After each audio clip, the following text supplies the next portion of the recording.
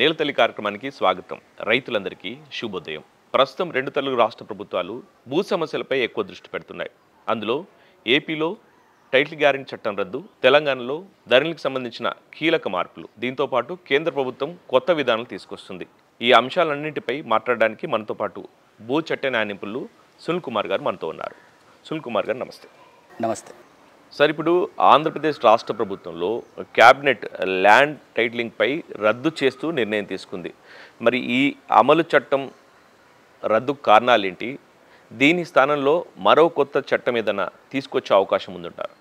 అంటే ఇది ఒక కీలకమైన అంశం. అది కేవలం ఇప్పుడు ఆంధ్రప్రదేశ్లో సంబంధించిన అంశం కాదు. అది ఆంధ్రప్రదేశ్ కొత్త ప్రభుత్వం చట్టాన్ని రద్దు చేస్తూ నిర్ణయం తీసుకుంది.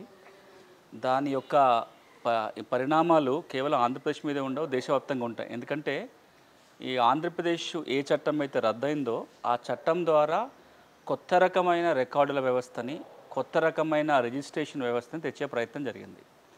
దేశవ్యాప్తంగా ఇప్పుడున్న రికార్డుల స్థానంలో, ఇప్పుడున్న రిజిస్ట్రేషన్ వ్యవస్థ స్థానంలో ఇలాంటిది రావాలని జరుగుతున్న ప్రయత్నాలకి కొనసాగింపుగా ఆ చట్టం వచ్చింది. కాబట్టి కొంచెం మనం లోతుగా అర్థం చేసుకోవాల్సిన అవసరం ఉంది. అసలు ఎందుకు జరిగింది, చట్టం ఎందుకు తెచ్చారు, ఎందుకు రద్దవుతుంది, ఏం జరగబోతుంది అనేది ఆంధ్రప్రదేశ్కి, తెలంగాణకి, దేశవ్యాప్తంగా ఇది అవసరమైన చర్చ కూడా. మరీ ముఖ్యంగా భూమి ఉన్న ప్రతి వాళ్ళు కూడా అర్థం చేసుకోవాల్సిన అంశం. టైటిల్ గ్యారంటీ అనే మాట ఏదైతే వింటున్నామో, ఇప్పుడు అది ఆంధ్రప్రదేశ్లో ఒక సంవత్సరం క్రితం తీసుకొచ్చిన చట్టం. ఆ చట్టం పేరు ఆంధ్రప్రదేశ్ ల్యాండ్ టైటిలింగ్ చట్టం. ఈ చట్టం ఉద్దేశం ఏంటంటే ఆంధ్రప్రదేశ్ రాష్ట్రంలో టైటిల్ గ్యారంటీ వ్యవస్థని అమల్లోకి తేవాలనే ఉద్దేశంతో రాష్ట్ర ప్రభుత్వం చట్టం తీసుకొచ్చింది. దానికి రాష్ట్రపతి ఆమోదం కూడా పడింది. అమలులోకి వస్తున్న సందర్భంగా పెద్ద ఎత్తున చట్టం వివాదంలో చిక్కుకుంది. మొదట ఆంధ్రప్రదేశ్ లాయర్లు అందరూ దాన్ని వ్యతిరేకించారు. చాలా చోట్ల సభలు, సమావేశాలు పెట్టి వ్యతిరేకత వచ్చింది. చాలా అడ్వకేట్స్ అసోసియేషన్స్, బార్ అసోసియేషన్లు అన్నీ గౌరవ హైకోర్టులో కేసులు వేశారు. దాదాపు నాకు తెలిసి ఒక 14 ప్రజా ప్రయోజన వాద్యాలు, రిట్ పిటిషన్స్ ఫైల్ అయిన ఆ చట్టాన్ని రద్దు చేయమని చెప్తూ. అంతేగాక ఎన్నికల సమయంలో ఇది ఒక వివాదాస్పద అంశంగా కనపడింది. అందరూ కూడా దీన్ని చర్చించారు. అప్పుడు ప్రతిపక్షం దీన్ని తీవ్రంగా వ్యతిరేకించింది. అప్పుడున్న ప్రతిపక్షం ఒక హామీ ఇచ్చింది, మేము కనుక అధికారంలోకి వస్తే ఆ చట్టాన్ని రద్దు చేస్తామని హామీ ఇచ్చారు. ఇప్పుడు ఆ హామీ మేరకే కొత్త ముఖ్యమంత్రి గారు రాగానే ఆ చట్టం రద్దు మీదనే సంతకం పెట్టారు. నిన్న మొన్న కేబినెట్ దాన్ని ఆమోదించింది. చట్టాన్ని రద్దు చేసే నిర్ణయాన్ని కేబినెట్ ఆమోదించింది. రాబోయే రోజుల్లో అది అసెంబ్లీకి పోవాలి. అసెంబ్లీలో దాన్ని ఆమోదింపు చేసుకొని రాష్ట్రపతి ఆమోద ముద్ర కోసం పంపాల్సి వస్తుంది. ఇది ఇప్పుడు జరుగుతున్నది. రాష్ట్ర ప్రభుత్వం చెప్తున్న కారణాలు మనం తెలుసుకునే ముందు అసలు ఆ టైటిల్ గ్యారెంటీ వ్యవస్థ ఏంటి, చట్టంలో ఏమున్నది అనేది మాట్లాడిన తర్వాత దీనికి వద్దాం. గడిచిన 40 ఏళ్ళుగా చర్చల్లో ఏంటంటే ఈ రోజునున్న ఏ రికార్డు ఎవరి హక్కులకి గ్యారంటీ ఇవ్వదు, ఏ రికార్డులో ఉన్నా అది ఫైనల్ రికార్డు కాదు. అట్లా కాకుండా భూములన్నిటికీ ఒక ఫైనల్ రికార్డు ఉండాలి. ఆ రికార్డులో ఎవరి పేరన్నా నమోదైతే వాళ్ళకి గవర్నమెంటే గ్యారంటీగా ఉండాలి. ఆ రికార్డులో పేరెక్కినాక కూడా ఎవరైనా నష్టపోతే నష్టపరిహారం వచ్చే వ్యవస్థ ఉండాలి. ఈ మొత్తం రావాలి అంటే ఒక కొత్త చట్టం రావాలి. ఈ కొత్త చట్టం వచ్చే ముందు భూముల సర్వే జరిగి కొత్త రికార్డు తయారు కావాలి అనేది 40 ఏళ్ళుగా ఈ దేశంలో జరుగుతున్న చర్చ. మనం ఎన్నో సందర్భాలలో మన నేలతల్లి కార్యక్రమంలో మాట్లాడుకున్నాం. 89లో ప్లానింగ్ కమిషన్ రిపోర్ట్ నుంచి మొదలుకొని 2004లో నిర్ణయము, 2008లో ఎన్ఆర్ఎల్ఎంపీ ప్రోగ్రాము, తర్వాత డిఎల్ఆర్ఎంపీ, నిన్న మొన్న కూడా కేంద్ర ప్రభుత్వం డిఎల్ఆర్ఎంపీ పథకం లక్ష్యంలో పార్లమెంట్కి చెప్పిన మాట కూడా ఏంటంటే 2026 నాటికి దేశంలో అన్ని రాష్ట్రాలలో కూడా టైటిల్ గ్యారంటీ వ్యవస్థ తీసుకొస్తాము. దానికంటే ముందుగా రికార్డులన్నీ కంప్యూటరీకరిస్తాం. ప్రతి కమతానికి ఒక ప్రత్యేకమైన గుర్తింపు సంఖ్య యుఎల్ పిన్ తీసుకొస్తాము. రికార్డులు వాస్తవ అద్దం పట్టిక తయారు చేస్తాం. ఇది కేంద్రం చెప్తున్న హామీ. అందుకు తగ్గట్టుగా 4 సార్లు ఒక ముసాయిదా చట్టాలను తయారు చేసింది కేంద్ర ప్రభుత్వం. 2011లో, 2015, 2019లో, అంతకంటే ముందు 2008లో కూడా ముసాయిదా చట్టాన్ని తయారు చేసింది. ఆ ముసాయిదా చట్టాన్ని అనుసరించి ఒక 4 ఏళ్ల క్రితము ఆంధ్రప్రదేశ్ అసెంబ్లీ ఒక చట్టాన్ని పాస్ చేసింది. ఇప్పుడు అలా ఆమోద పొందిన చట్టాన్ని ఇప్పుడు ప్రభుత్వం రద్దు చేసింది. రద్దు చేయడానికి చెప్పిన కారణాలు ఏంటంటే ఈ చట్టం కొంత లోపభూయిష్టంగా ఉంది. ఈ చట్టం రావటం వల్ల ఒకటి సివిల్ కోర్టుకి అధికారం లేకుండా పోతాయి, అన్యాయం అవుతుందని ఒక మాట. రెండోది ఎవరైతే టైటిల్ రిజిస్ట్రేషన్ అధికారులు ఉన్నారో ఎవరినైనా అందులో నియమించవచ్చు. దానివల్ల ప్రైవేట్ వ్యక్తులు కూడా టీఆర్ఓలుగా నియమిస్తే ప్రజల ఆస్తులకి భంగం కలుగుతుంది అన్నది ఒక మాట. ఈ కొత్త రిజిస్ట్రేషన్ విధానంలో ఒరిజినల్ కాగితాలు రిజిస్ట్రేషన్ అధికారులు ఉంచుకుంటారు, జిరాక్స్లు మాత్రమే భూ యజమానులకు ఇస్తారు అనేది ఇంకొక మాట. ఈ చట్టం కనుక అమల్లోకి వస్తే న్యాయ వ్యవస్థ, అదేవిధంగా రెవెన్యూ వ్యవస్థ, రిజిస్ట్రేషన్ వ్యవస్థ సమూలంగా కనుమరుగైపోతుంది. ఈ టైటిల్ గ్యారంటీ చట్టం తేవటం వల్ల భూ యజమానుల హక్కులకి భంగం వాటిల్తుందని చెప్పి కేబినెట్ నిర్ణయం చెప్పిన మాట. కానీ ఇక్కడ మనం అవన్నీ కొన్ని ఆ చట్టాన్ని సరిగా అర్థం చేసుకున్నట్టుగా ఉన్నాయి, కొన్ని జనాల్లో ఉన్న అపోహలకి ప్రతిబింబంగా ఉన్నాయి. ఇప్పుడు మనం ఆలోచన చేయాల్సింది, రాష్ట్ర ప్రభుత్వం కేవలం ఆ చట్టాన్ని రద్దు చేసిందా, లేదా ఇంకా రేపొద్దున ఎప్పుడు కూడా టైటిల్ గ్యారంటీ వ్యవస్థకి తెచ్చే ఆలోచన లేదా, దాని మీద స్పష్టత లేదు. సార్, ఇక తెలంగాణ రాష్ట్రంలో ఇటీవల జరిగిన జిల్లా కలెక్టర్ల కాన్ఫరెన్స్లో ధరణి సమస్యల పరిష్కారంపై చర్చ జరిగింది. ఇందులో ప్రభుత్వం వారికి ఎలాంటి ఆదేశాలు ఇచ్చింది? నిన్న ఈ మధ్యలోనే జిల్లా కలెక్టర్ ఎస్పీల సమావేశం జరిగింది. చాలా కీలకం. అంటే రాష్ట్ర ప్రభుత్వంలో జిల్లా కలెక్టర్ల సమావేశం అంటే ఎప్పుడైనా చాలా కీలకమైన అంశం. అంటే ప్రభుత్వం ఏం ఆలోచన చేస్తుంది, ఆ ఆలోచనని కింద స్థాయికి తీసుకెళ్లటం, కింద ఏం జరుగుతుందన్న ఫీడ్బ్యాక్ ప్రభుత్వం తీసుకోవటం, కాబట్టి అది చాలా కీలకమైన సమావేశం. దీంట్లో ధరణి ప్రస్తావన కూడా వచ్చింది. ధరణి సమస్యలు చాలా కీలకం కాబట్టి ప్రభుత్వం చెప్తున్న అంకెలు ఏంటంటే 2024 మార్చి 1వ తారీఖున ఏదైతే కొత్త సర్క్యులరు, అదేవిధంగా స్పెషల్ డ్రైవ్కి అంకురార్పణ జరిగిందో, ధరణి కమిటీ ఏర్పడిన తర్వాత ఆ రోజుకి 2,41,000 దరఖాస్తులు ధరణిలో పెండింగ్లో ఉన్నాయి. అప్పటి నుంచి ఇప్పటి వరకు అదనంగా మరొక 1,60,000, 1,70,000 దరఖాస్తులు కొత్తగా చేరినాయి. దాంట్లో 1,50,000కి పైగా. రెండు కలిపితే కూడా దాదాపు ఒక 4 లక్షల దరఖాస్తులు ఈ రోజున ధరణిలో వచ్చినాయి. అందులో ఒక 1,60,000 దరఖాస్తులు పరిష్కారం అయినట్టుగా అంకెలు చూపిస్తున్నాయి. ఇంకొక 1,90,000 దరఖాస్తులు పెండింగ్లో ఉన్నాయని ప్రభుత్వం అంటుంది.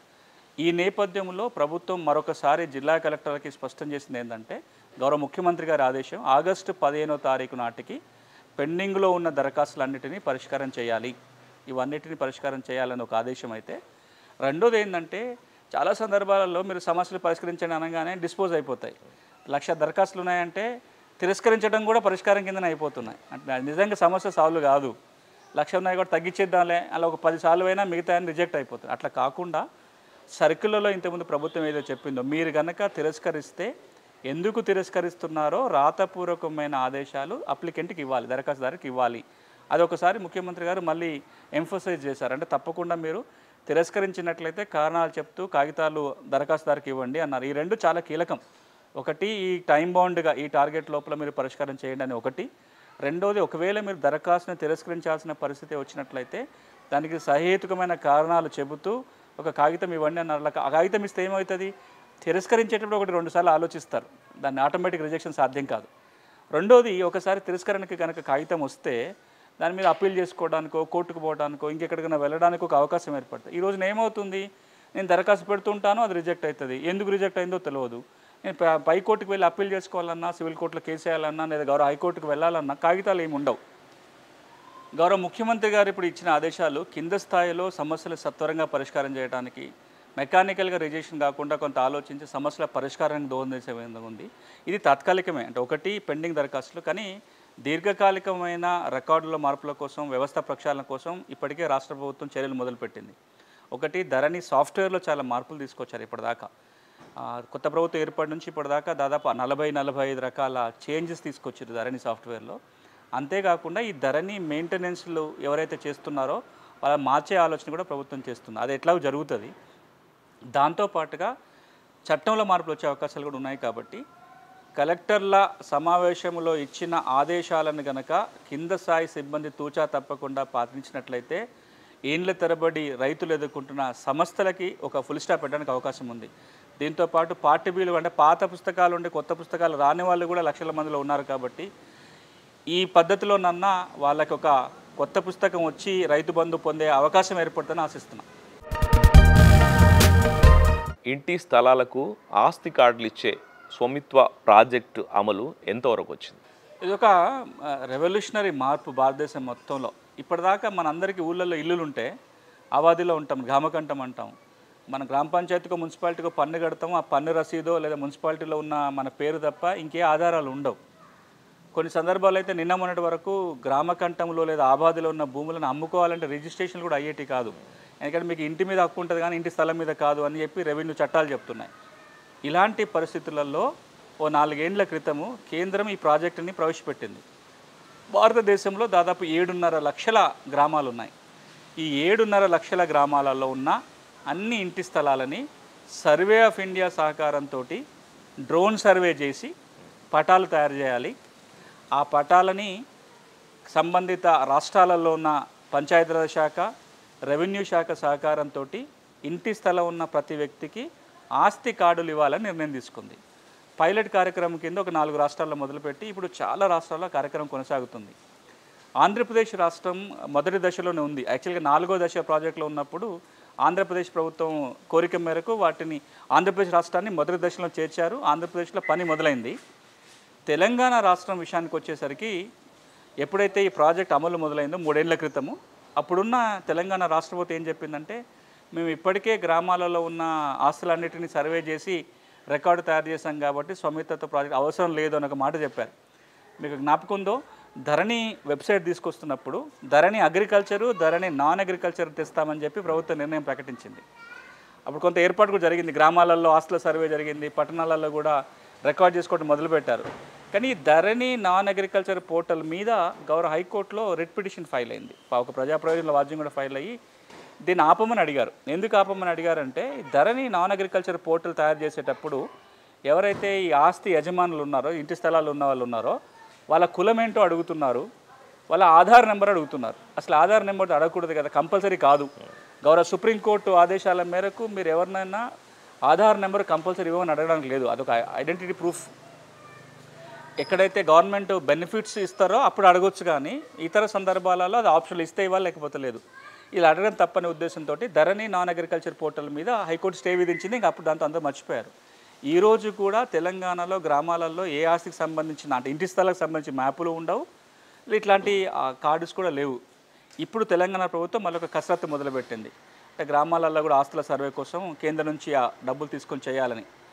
మిగతా రాష్ట్రాల్లో చూస్తే గవర్నమెంట్ ఆఫ్ ఇండియా చెప్తున్న లెక్కల ప్రకారం ఇప్పటికీ దాదాపుగా 1,00,000 గ్రామాలలో ఈ కార్యక్రమం కొనసాగుతుంది. కొన్ని వేల మందికి ఇప్పటికే ప్రాపర్టీ కార్డ్స్ వచ్చాయి. రాబోయే రోజులలో తెలంగాణ రాష్ట్ర ప్రభుత్వం, ఆంధ్రప్రదేశ్ రాష్ట్ర ప్రభుత్వం కూడా దీన్ని కొనసాగించినట్లయితే తెలంగాణ, ఆంధ్రప్రదేశ్ పల్లెల్లో ఉన్న ఇంటి స్థలాలకు కూడా ఒక గుర్తింపు కార్డు, ఒక ఆస్తి కార్డు వచ్చే అవకాశం ఉంది. ఈ రోజున పరిస్థితి మనం చూస్తే, నాకు వ్యవసాయ భూమి ఉంటేనేమో కనీసం ఒక పాస్బుక్ ఉంటుంది. తెలంగాణలో అయితే ఒక పట్టదారు పాస్బుక్ టైటిల్ డీడ్ ఉంటుంది, ధరణిలో పేరు నమోదవుతుంది. ఆంధ్రప్రదేశ్లో అయితే ఒక పాస్బుక్ టైటిల్ డీడ్ ఉంటుంది, 1B రికార్డులో పేరు వస్తుంది.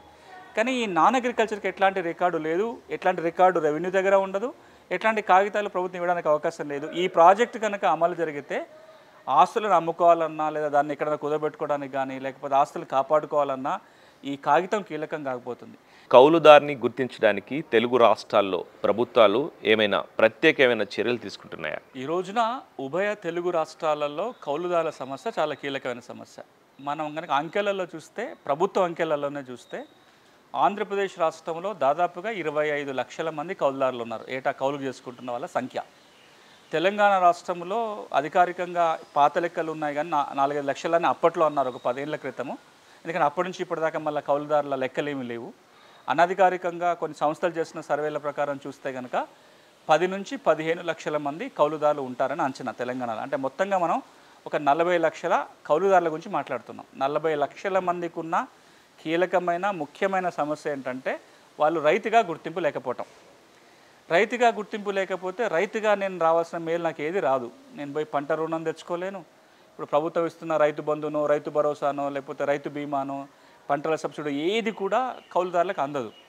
ఏదైనా ప్రకృతి వైపరీత్యాలు జరుగుతాయి, తుఫాన్ వచ్చింది, ఇంకేదో వచ్చింది, నా పంట నష్టం పోయింది, ప్రభుత్వం కౌలుదారులకు సాయం చేయాలన్నా సాయం అందించే పరిస్థితి ఉండదు. ఎందుకంటే ఆయన కౌలు చేసినట్టుగా సాక్ష్యం ఎక్కడ ఉంటుంది?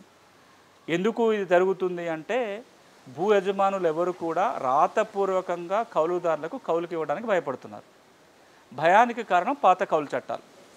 ఎప్పుడో 1950లో 60లో అప్పుడున్న పరిస్థితులకు అనుగుణంగా కౌలుదారులకు రక్షణ కోసం, కౌలుదారులని భూములకి తొలగించకుండా కాపాడటం కోసం తీసుకున్న ఏవైతే చట్టాలు ఉన్నాయో, ఇప్పుడు అవే చట్టాలు కౌలుదారుల లబ్ధి చేయడం కోసం అడ్డంకిగా మారిపోయినాయి. ఈ పరిస్థితి మార్చడం కోసం 2012లో మొదటి ప్రయత్నం జరిగి, పాత కౌలు చట్టాలను అట్లా ఉంచుకుంటూనే అధీకృత సాగుదారుల చట్టం పేరుతోటి, ల్యాండ్ లైసెన్స్డ్ కల్టివేటర్ యాక్ట్ పేరుతోటి 2011లో చట్టం వచ్చింది. 2012 నుంచి అమలు చేస్తున్నారు. ప్రతి కౌలు రైతుకి ఏటా మే నెలలో దరఖాస్తు పెట్టుకుంటే ఒక గుర్తింపు కార్డు ఇచ్చే ప్రక్రియ. నేను దరఖాస్తు పెట్టుకుంటే గ్రామ సభలో చర్చకు పెడతారు, ఎవరు అభ్యంతరం పెట్టకపోతే ఒక రిజిస్టర్లో నమోదు చేస్తారు, గుర్తింపు కార్డు వస్తుంది. ఆ చట్టము 2012 చట్టము నిన్న మొన్నటి దాకా ఆంధ్రప్రదేశ్లో అమలు జరిగింది. తెలంగాణ రాష్ట్రం 2014 నుంచి అమలు నిలిపివేసింది, ఇంకే చట్టం అమలు చేయట్లేదు. ఈ చట్టం స్థానంలోనే ఆంధ్రప్రదేశ్ ప్రభుత్వం 4 ఏళ్ల క్రింద కొత్త చట్టం తీసుకొచ్చింది, పంట సాగు హక్కుల చట్టం పేరుతోటి. కానీ పంట సాగు హక్కుల చట్టం ఏమంటుందంటే, మీరు దరఖాస్తు పెట్టుకొని గ్రామసభ ఆమోదంతో సరిపోదు, తప్పనిసరిగా భూ యజమాని ఒక ఫామ్ మీద సంతకం పెట్టాలి. 2011 చట్టం కిందనేమో నేను దాన్ని దరఖాస్తు పెట్టుకుంటా, గ్రామ సభలో పెడతారు, భూ యజమాని వచ్చి అభ్యంతరం చెప్పకపోతే చాలు, ఆయన వచ్చి సమ్మతి చెప్పాల్సిన పని లేదు, సంతకం పెట్టాల్సిన పని లేదు. ఆయన నాకు అభ్యంతరం లేదు అనే మాట రాకుండా కూడా చెప్పేయచ్చు. ఆయన సంతకం లేకుండానే కౌలుదారికి గుర్తింపు కార్డు వస్తుంది. కానీ మన 4 ఏళ్ల కింద వచ్చిన పంట సాగు హక్కుల చట్టం కింద ఏమవుతుంది అంటే, భూ యజమాని ఒక ఫార్మాట్ మీద సంతకం పెట్టాలి.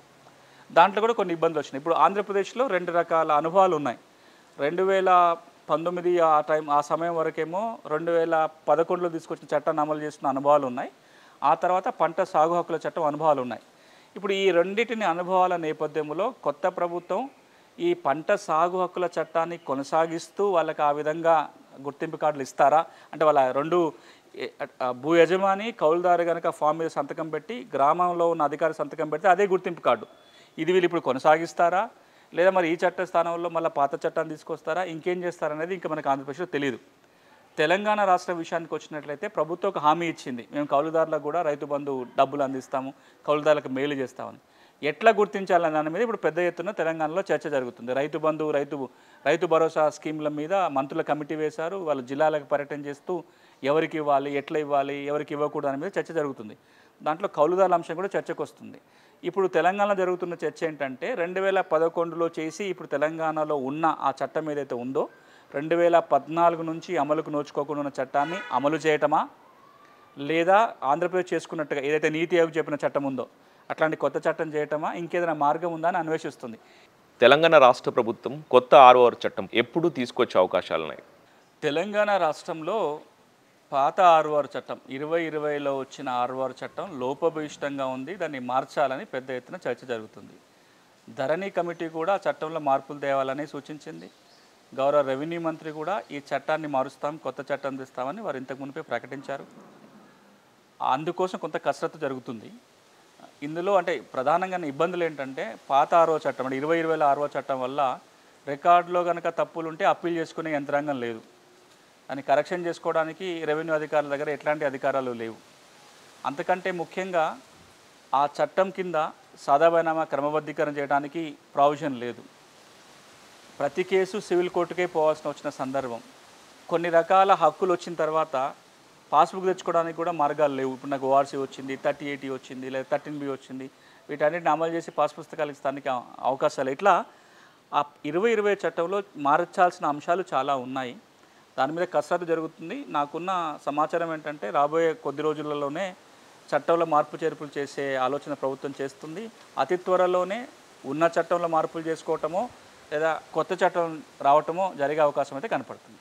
భూమి రికార్డుల ఆధునీకరణ కోసం కేంద్రం అమలు చేస్తున్న ఈ పథకానికి సంబంధించి తెలుగు రాష్ట్రాల్లో ఏ విధంగా ఉంది? ఈ DILRMP పథకము అసలు దాని అంకురార్పణ దాదాపుగా 1984-85 ఆ ప్రాంతంలో అనుకుంటా, 90 కంటే ముందే జరిగింది. అప్పుడు ఒక 2 కేంద్ర పథకాలు ఉండేటివి గ్రామీణాభివృద్ధి శాఖలో అంతర్భాగంగా. ఎందుకంటే భూమి అనేది రాష్ట్రాంశం కాబట్టి కేంద్రంలో ఇదే భూమి అనే అంశం గ్రామీణాభివృద్ధి శాఖ అంతర్భాగంలో ఉంటుంది. డిపార్ట్మెంట్ ఆఫ్ ల్యాండ్ రిసోర్సెస్ అనేది గ్రామీణాభివృద్ధి శాఖలో ఒక డిపార్ట్మెంట్. 2 కీలకమైన పథకాలు తీసుకొచ్చిండు 80వ దశకంలో. ఒకటేమో computerisation of land records, CLR 89 ఆ సమయంలో అనుకుంటా. రెండోది strengthening of revenue administration, SRA strengthening of revenue administration, CLR computerisation of land records అనే పేరుతోటి 2 పథకాలు. రెవెన్యూ పరిపాలనని పటిష్టం చేయటము, భూమి రికార్డులని కంప్యూటరీకరణ చేయటం. మొట్టమొదట కంప్యూటరీకరణ కార్యక్రమం మొదలైనప్పుడు one of the pilot district, మొట్టమొదటి పైలట్ జిల్లా రంగారెడ్డి జిల్లా. ఇక్కడ రికార్డుల ఆధునికత మొదలయ్యి 90ల దశకంలో కొంత నడిచింది కంప్యూటరీకరణ, కానీ 2004 తర్వాత కొంత వేగవంతమైంది. ఈ 2 పథకాలు, కేంద్ర పథకాలు ఏవైతే ఉన్నాయో, computerisation of land records, strengthening of revenue administration, రెండింటిని కలిపి ఒకే పథకంగా 2008లో national land records modernisation programme అని వచ్చింది, NLRMP అని. కొన్ని లక్ష్యాలు మార్చారు. కేవలం కంప్యూటరీకరణ మాత్రమే కాకుండా మొట్టమొదటిసారి అప్పుడే కేంద్రం నిర్ణయం తీసుకుంది ఏంటంటే, భారతదేశంలో ఇప్పుడున్న ప్రిజంప్టివ్ రికార్డ్ స్థానంలో టైటిల్ గ్యారంటీ వ్యవస్థ తీసుకురావాలి. ఇప్పుడున్న డీడ్స్ రిజిస్ట్రేషన్ స్థానంలో టైటిల్ రిజిస్ట్రేషన్ తేవాలి అనేది 2008లో అధికారికంగా విధానపరమైన నిర్ణయం తీసుకొని అందుకు తగ్గట్టుగా ఈ 2 పథకాలను మార్చి ఒకే పథకంగా NLRMP పేరుతోటి 80% నిధులు కేంద్రం ఇచ్చేలాగా 20% నిధులు రాష్ట్ర ప్రభుత్వాలు భరించేలాగా ఈ పథకాన్ని తీసుకొచ్చారు. అందులో కూడా కీలకమైన అంశాలు ఏంటంటే రికార్డులను కంప్యూటరీకరణ చేయటము, భూములను సర్వే చేయటము, ల్యాండ్ టైటిలింగ్ చట్టాన్ని తీసుకురావటం అందులో ప్రధానమైన అంశాలు. అందులో భాగంగానే మనకు ఉమ్మడి ఆంధ్రప్రదేశ్ రాష్ట్రంలో నిజామాబాద్ జిల్లాలో పైలట్ కార్యక్రమం జరిగింది. ఇప్పటికీ మనం మాట్లాడుకున్నాం భూభారతి పేరుతోటి ILIS project, integrated land survey management project అనేది ఒక జిల్లా మొత్తాన్ని శాటిలైట్ టెక్నాలజీ, శాటిలైట్లతోటి డ్రోన్లతోటి భూముల్ని కొలిసి కొత్త రికార్డు తయారు చేశారు. అప్పుడే ల్యాండ్ టైటిలింగ్ చట్టాన్ని తీసుకొచ్చే ప్రయత్నం జరిగింది కానీ అది అర్ధంతరంగా ఆగిపోయింది. భూభారతి రికార్డులు అయితే తయారైనాయి కానీ అంతిమంగా దాన్ని ఫైనల్ చేయలేకపోయారు. అది NRLMP పథకంలో భాగంగా జరిగిన కార్యక్రమం. ఆ తరువాత పరిణామాలలో ఎన్డీఏ ప్రభుత్వం అధికారానికి వచ్చిన తర్వాత కొత్తలోనే 1 సంవత్సరం 2 సంవత్సరాల కాలంలోనే ఈ పథకంలో చాలా మార్పు మళ్ళీ తీసుకొచ్చారు. అందులో 2 ప్రధానమైన మార్పులు ఏంటంటే 100% నిధులు కేంద్రమే ఇచ్చేలాగా, ఎందుకంటే రాష్ట్ర ప్రభుత్వాన్ని కొంత డబ్బులు పెట్టుకోమన్నప్పుడు పథకం అమలు స్లో అవుతుంది కాబట్టి మొత్తం డబ్బులు ప్రభుత్వమే కేంద్రం ఇచ్చేలాగా టార్గెట్ పెట్టుకున్నారు. 100% గవర్నమెంట్ ఇస్తా అని చెప్పింది. 2 తెలుగు రాష్ట్రాల్లో భూముల సర్వే జరిగే అవకాశం ఉందా? ఎప్పుడు ఈ ప్రక్రియ మొదలవచ్చు? ఇప్పుడు తెలంగాణనేమో మనం 10 ఏళ్ళుగా మాట్లాడుతున్నాం సర్వేలు జరుగుతాయి, సర్వే జరుగుతుందని. కేంద్రం కూడా 563 కోట్ల రూపాయలు శాంక్షన్ చేసింది తెలంగాణ రాష్ట్రం. 83 కోట్లు ఫస్ట్ ఇన్స్టాల్మెంట్ వచ్చింది. ఇంకా ఫస్ట్ ఇన్స్టాల్మెంటే మనం ఖర్చు పెట్టలేదు తెలంగాణలో. ఇంతకు మునుపు ప్రభుత్వం పలు దఫాలుగా ప్రకటించింది. తెలంగాణ ఏర్పడిన నాటి నుంచి నిన్న మొన్నటి వరకు కూడా సర్వే చేస్తామనే ప్రభుత్వం ప్రకటించింది. మనం ఎన్నోసార్లు చెప్పినాం. 2 సార్లు బడ్జెట్లో 1000 కోట్ల కేటాయింపు, కేంద్రం డబ్బులు ఇవ్వటము, పైలట్ కార్యక్రమం చేస్తామని ప్రకటించడము. భూ రికార్డుల ప్రక్షాళన జరుగుతున్నప్పుడు అందరూ అనుకున్నదంటే భూముల సర్వేనే జరుగుతుంది అనుకున్నారు. కానీ అప్పుడు ఓన్లీ రికార్డుల సర్వేకే పరిమితం అయిపోయింది. కొత్తగా ఇప్పుడు వచ్చిన కాంగ్రెస్ ప్రభుత్వం కూడా ఎన్నికల హామీలో ఉంది. ఆ మరొక ఆలోచన కూడా జరుగుతుంది. ఎందుకంటే తెలంగాణ రాష్ట్రంలో భూముల సర్వే జరిగితే తప్ప భూ సమస్యలకి సంపూర్ణ శాశ్వత పరిష్కారం దొరకదు కాబట్టి ఎప్పటికైనా సర్వే జరగాల్సిందే. ఇప్పుడైనా జరుగుతుందని ఆశిస్తున్నా. ఇక ఆంధ్రప్రదేశ్ విషయానికి వచ్చినట్లయితే సర్వే ఇప్పటికే మొదలైంది. దాదాపుగా 2000 గ్రామాలలో సర్వే పూర్తయినట్టుగా ఇంతకుముందు ప్రభుత్వం ప్రకటించింది. ఇంకొక 2000 గ్రామాలలో సర్వే పూర్తిగా వస్తుందని ఇంతకుముందు ప్రకటించారు. మరి ఇప్పుడు కొత్త ప్రభుత్వం వచ్చింది కాబట్టి ఏ నిర్ణయం తీసుకుంటూ చూడాలి. ఎందుకంటే సర్వేకి సంబంధించి 2 అంశాలు వివాదాస్పదమైనవి ఆంధ్రప్రదేశ్లో. ఒకటి, సర్వే రాళ్ల మీద ముఖ్యమంత్రి గారి పేరు రాశారు అనేది ఒకటి వివాదమైంది. ఎందుకంటే సర్వే రాళ్ల మీద మన భూములలో ఇంకోరి పేరు రాయటం ఏంటనేది ఒకటి ఇప్పుడు ఇబ్బంది అయింది. రెండో కాంట్రవర్సీ ఎక్కడ జరిగిందంటే సర్వే తర్వాత జారీ చేస్తున్న పాస్ పుస్తకాల మీద అప్పటి ముఖ్యమంత్రి ఫోటో ముద్రించారు. అది చాలా వివాదాస్పదమైంది. ముఖ్యమంత్రి ఫోటోలు సొంత ఆస్తుల మీద ఎట్లా చేస్తారని. ఆ 2 మార్పులు చేసుకొని సర్వే కొనసాగుతుందా లేదా వారు ఇంతకు మునుపు ఉన్నప్పుడు అధికారంలో ఉన్నప్పుడు ఏదైతే కృష్ణా జిల్లాలో భూధార్ ప్రాజెక్ట్ పేరుతోటి సర్వే మొదలు పెట్టారో ఆ పద్ధతిలో పోతారా లేదా ఇంకా కొత్త పద్ధతులు ఏమన్నా ముందుకు తీసుకెళ్తారనేది వేచి చూడాలి. ఏజెన్సీ కోర్టులపై ఇటీవల తెలంగాణ హైకోర్టు ఇచ్చిన తీర్పు ఏంటి? ఇది చాలా ప్రధానమైన అంశం. అసలు ఇది జనరల్గా ఎవరు చర్చించిన అంశము. కానీ ఏజెన్సీ ప్రాంతాలలో, షెడ్యూల్డ్ ప్రాంతాలలో నివసిస్తున్న వాళ్ళందరికీ ఒక ముఖ్యమైన అంశం ఇది. అదేంటంటే ఇప్పుడు ఈ రోజున మనందరికీ కూడా ఒక నేరం జరిగిందనుకోండి, పోయి ఎఫ్ఐఆర్ఎస్ పోయి పోలీస్ కంప్లైంట్ ఇస్తాము, ఎఫ్ఐఆర్ అవుతుంది, క్రిమినల్ కోర్టులో ట్రయల్ నడుస్తుంది. మన దగ్గర అన్ని క్రిమినల్ మ్యాజిస్ట్రేట్ కోర్ట్స్ ఉన్నాయి, లేదా జిల్లా కోర్టులు ఉంటాయి, ట్రయల్ నడుస్తుంది. మనకేమైనా సివిల్ తగాదా ఉంది, మీకు నాకు ఏమైనా ఆస్తి కొట్లాట ఉంటే పోయి కోర్టులో కేసు వేస్తాం. ఏజెన్సీ ప్రాంతాలలో ఒక 10 ఏళ్ల క్రితం వరకు సివిల్ కోర్టులైనా క్రిమినల్ కోర్టులైనా రెవెన్యూ అధికారులు మాత్రమే. ఏజెన్సీ అధికారులే క్రిమినల్ కోర్టు. అంటే అక్కడ పనిచేస్తున్న RDO, special deputy collector, PO ITDA, collector వీరే అక్కడ కోర్టులు. సర్వం వాళ్ళే, న్యాయస్థానం వాళ్ళే, రెవెన్యూ యంత్రాంగం వాళ్ళే. అంటే మీకు రెవెన్యూ రికార్డులో సమస్య వచ్చి కేసులు వేయాలన్నా వాళ్ళకే వెళ్ళాలి. మీరు ఇంజక్షన్ ఆర్డర్ కోసమో ఎవడన్నా యాంకర్ వేస్తే రికవరీ కోసమో టైటిల్ సూట్ కోసం వెళ్ళాలన్నా ఏజెన్సీ యాక్ట్ ప్రకారము సివిల్ కోర్టులు వాళ్ళది. పాత సిఆర్పిసి అక్కడ అమల్లో ఉంది కాబట్టి పాత సిఆర్పిసి ప్రకారము వీరే క్రిమినల్ కోర్టులు అవుతారు. కానీ ఒక 15 ఏళ్ల క్రితము, దాదాపు 20 ఏళ్ల క్రితము సుప్రీంకోర్టు వారు ఇచ్చిన తీర్పు అనంతరము కొంత కమిటీలు వేసి బహుశా 2008-9 ఆ ప్రాంతంలో అనుకుంటాను ఏజెన్సీ ప్రాంతాలలో ఉన్న క్రిమినల్ కోర్ట్స్ ఏవైతే ఉన్నాయో, అంటే ఏజెన్సీ అధికారులకే ఉన్న క్రిమినల్ అధికారాలు తొలగిస్తూ క్రిమినల్ కోర్టుల ఏర్పాటు మొదలైంది. కానీ సివిల్ కేసెస్ ఏవైతే ఉన్నాయో ఈ రోజుకి కూడా ఏజెన్సీ అధికారులే పరిష్కరిస్తున్నారు. ఆర్డీఓ కానీ సబ్ కలెక్టర్ కానీ, ఆర్డీఓ సబ్ కలెక్టర్ కానీ, లేకపోతే పిఓఐటీడీఏ కానీ, ఎస్డీసీ కానీ, కలెక్టర్ కానీ.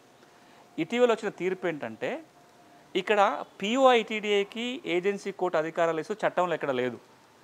కేవలం ఏజెంట్ టు గవర్నమెంట్ అంటే కలెక్టర్కి అధికారాలు ఉన్నాయి.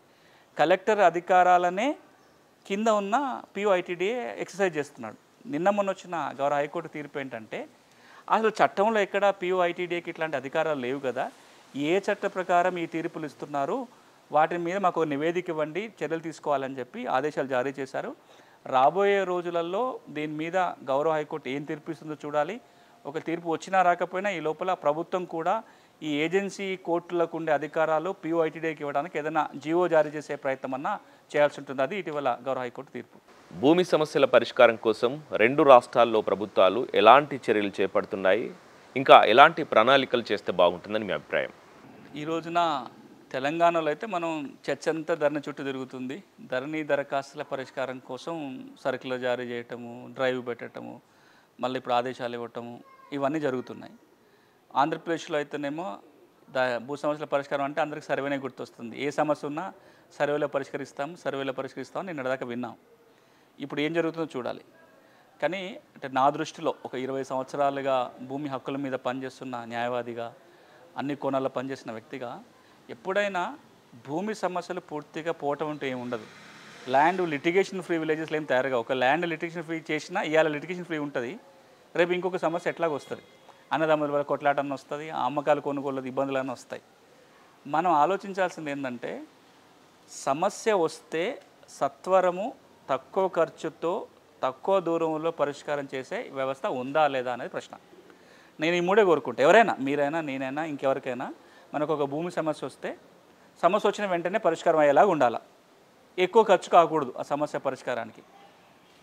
మూడోది ఏంటంటే ఎక్కడో దూర ప్రాంతాలకు పోయి కోర్టుల కేసులు కాకుండా ఎక్కడైతే భూమి ఉందో దానికి దగ్గరలో ఏదో ఒక వ్యవస్థ ఉండాలి.